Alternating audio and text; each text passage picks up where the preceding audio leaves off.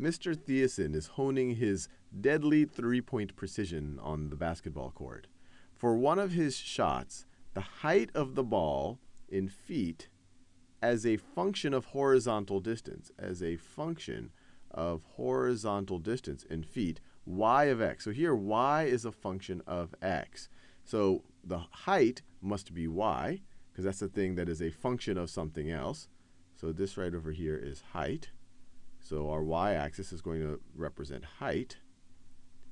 And it is a function of x. So x must represent horizontal distance, because height is a function of horizontal distance. So this right over here is horizontal distance. So this is horizontal distance. Now, it's plotted below. Mr. Thiessen is standing at x equals 0. So he's standing right over here. This is Mr. Thiessen. So draw my best attempt to draw a little stick figure version of Mr. Thiessen. That's not even an acceptable stick figure right over there. So this is Mr. Thiessen, and he's standing at x equals 0. And at x equals 0, he is shooting a basketball. And you see from the function right over here that where the graph intersects the y-axis, that tells us that's essentially the height of the ball when x is equal 0, where Mr. Thiessen is standing.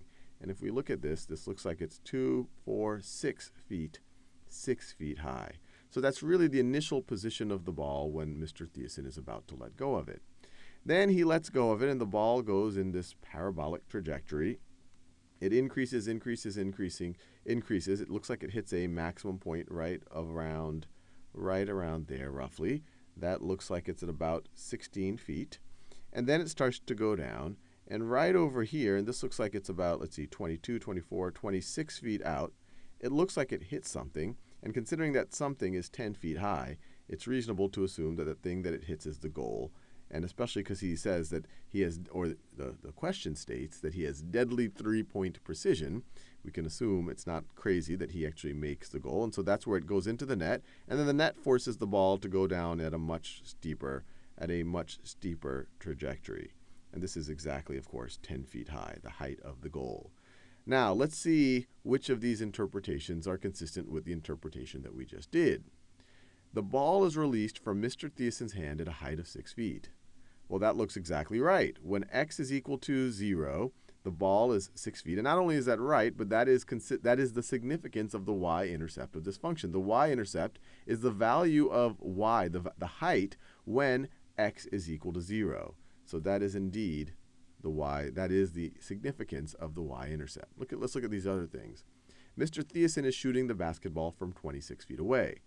Well, that's right. He's at x equals 0. The goal is at 26 feet away. But that's not the significance of the y-intercept. That'd be the significance of where we saw this little point here that started to where the ball dropped down at a steeper angle. The rim of the basketball hoop is 10 feet high. Once again, that's true. You can look at it. You can see it right over there. But that's not the significance of the y-intercept. The maximum height the ball reaches is 16 feet. Well, once again, that is true. But that's the significance of this maximum point on the curve. That's not the significance of the y-intercept. So we'll go with this first choice.